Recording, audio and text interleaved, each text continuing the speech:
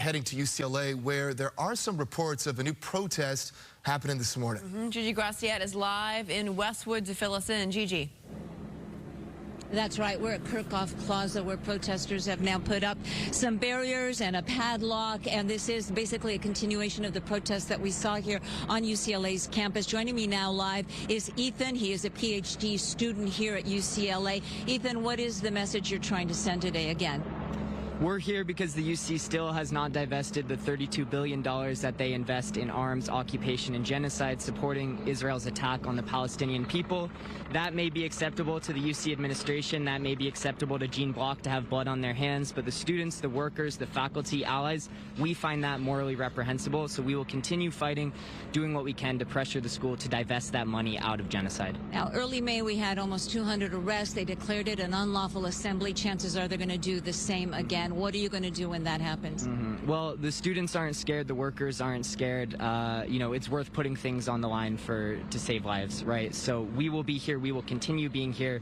Whatever they throw at us, it didn't work last time, we'll still be here. And are you prepared again? I see that you have some, I don't know, photographer Tony, if you can show, you've got some tents up already. Are you prepared to make this sort of a live-in encampment until your cause is heard at least? Yes, we will stay here. We will make this our university because we are the students, the workers, the teachers, the people who make this run, right?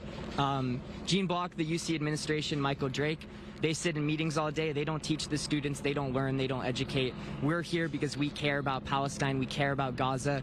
We demand an end to the genocide. We demand an end to the UC's complicity in that $32 billion. So yes, we will be here as long as it takes. And you see Chancellor Gene Block, you just mentioned him. He's on Capitol Hill this morning. His testimony may have already started this morning before a House committee on anti-Semitism, which they say is running rampant on campuses. Yeah, I find that very, it's reprehensible. It's a little funny, though. I'm a Jewish student here. The only anti-Semitism I experienced was from the fascist thugs who came here on Tuesday night before the police sleep on Wednesday night. They called me all sorts of slurs, anti-Jewish slurs. They called me all sorts of things. They talked about Hitler. That's the only anti-Semitism I've seen.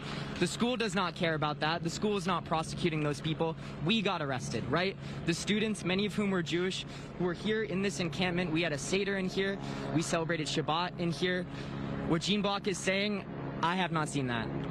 Ethan, thank you very much. Again, we're live on the campus of UCLA, where another protest, another encampment, or soon-to-be encampment, has been set up by pro-Palestinian protesters. Their message, the same one they've had since early May, late April, which is they want the UC system to divest any investments in pro-Israel or any investments that fund Israel and the continuing confrontations, the continuing violence in the Middle East. We are live. I'm Gigi Graciette. We'll send it back to you. Thank you, Gigi. Gigi, I don't know if it's Stu, can you hear us? Are you? Yes, of course I can. Okay, so I was looking at this building, and it looks like there's chairs that are piled up outside the windows. I thought I even saw a student climb out of one of the windows, which indicates to me there are probably students inside the building? There are students inside the building, but I think what they're doing is the protesters are trying to take hold of that courtyard. I don't think there's anybody protesting inside the buildings. I think what they're trying to do is hold this area that I'm showing you right there, and those piles that we're seeing are actual entranceways from the building into the courtyard. As far as law enforcement or any type of security that's out here at the campus, they're all been posted on the outsides of the building, not allowing anybody into those doors. So I think what they're trying to do is limit access to who can get into the building, and hopefully they're trying to keep the other protesters from joining them inside that courtyard.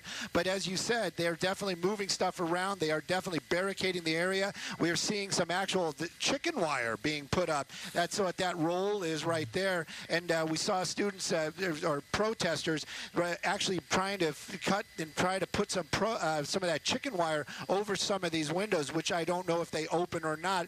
But what the plan, I believe, is, I can't say it for a fact, but I think what they're trying to do is enforce the fact that they're going to stay in that courtyard and not allow anybody that they don't want into that courtyard. Okay, we'll keep an eye on everything. Thank you, Stu. Thank you, Gigi.